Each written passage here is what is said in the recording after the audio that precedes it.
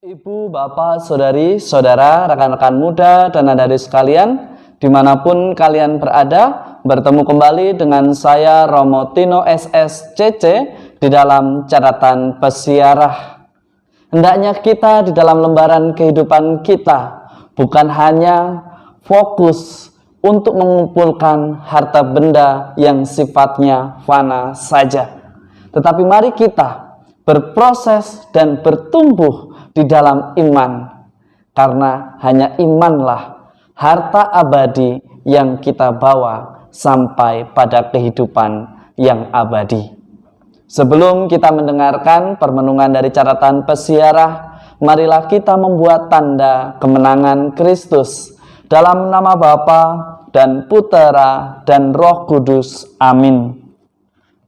Allah Bapa yang Maha Pengasih, kami bersyukur atas pemeliharaanmu terhadap kami. Berilah kami kebijaksanaan, agar mampu menjadikan Engkau sebagai satu-satunya harta kami yang paling berharga. Buatlah kami senantiasa bertumbuh dan berkembang di dalam iman, agar kami senantiasa Engkau jaga dan Engkau kuatkan dalam persiaran hidup kami. Demi Kristus pengantara kami. Amin. Ibu, bapak, saudari, saudara, rekan-rekan muda, dan adik-adik sekalian yang terkasih di dalam Yesus Kristus, pandemi COVID-19 yang tak kunjung usai karena kedekilan, karena keegoisan, karena keangkuhan begitu banyak manusia yang mulai tidak mencintai sesamanya hanya demi kesenangan diri sendiri. Tetapi di dalam penderitaan ini juga Anda, saya, kita semua diingatkan kembali.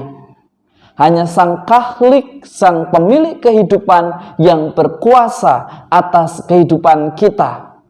Maka hendaknya kita senantiasa untuk taat dan setia mendengarkan apa yang menjadi rancangan Allah melalui sesama kita.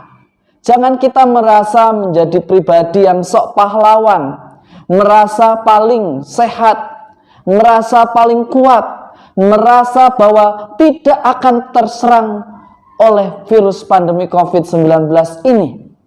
Jangan kita menantang sesuatu yang tidak kelihatan, tetapi jelas bahayanya. Ibu, bapak, saudari, saudara, rekan-rekan muda, dan adik-adik sekalian yang terkasih di dalam Yesus Kristus, ada hal yang menarik ketika saya mendengarkan dan membaca serta merefleksikan di dalam surat kedua Rasul Paulus kepada jemaat di Korintus. Jelas dikatakan di sana, jika aku harus bermegah, maka aku akan bermegah atas kelemahanku. Di dalam perjalanan lembaran kehidupan saya sebagai seorang religius, apa yang dikatakan di dalam akhir perikop pada hari ini benar adanya. Karena hanya dalam kelemahan akhirnya saya pribadi menyadari kemegahan, keagungan Tuhan yang menyelamatkan hidup panggilan saya di saat saya mengalami krisis panggilan, di saat saya mengalami kebimbangan.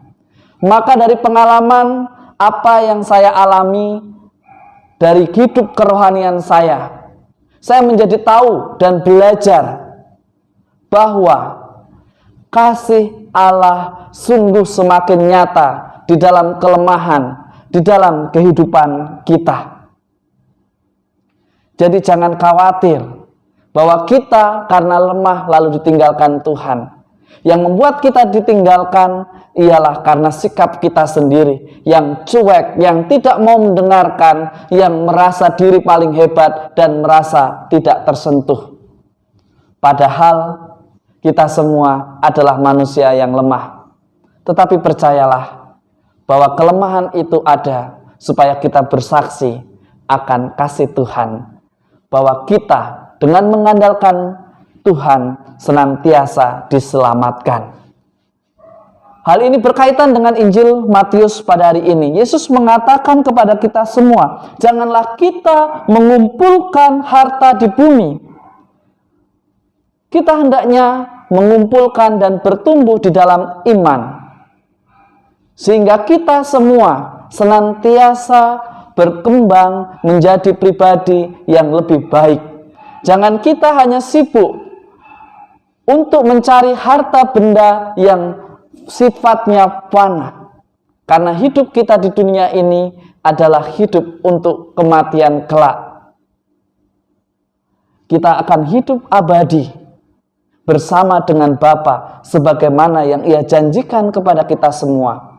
Tetapi Tuhan meminta kita untuk taat dan setia dan bertumbuh di dalam iman dan bukan bermain-main di dalam panggung kehidupan. Semoga berkat Tuhan senantiasa melindungi dan memberkati kita dalam nama Bapa dan Putera dan Roh Kudus. Amin.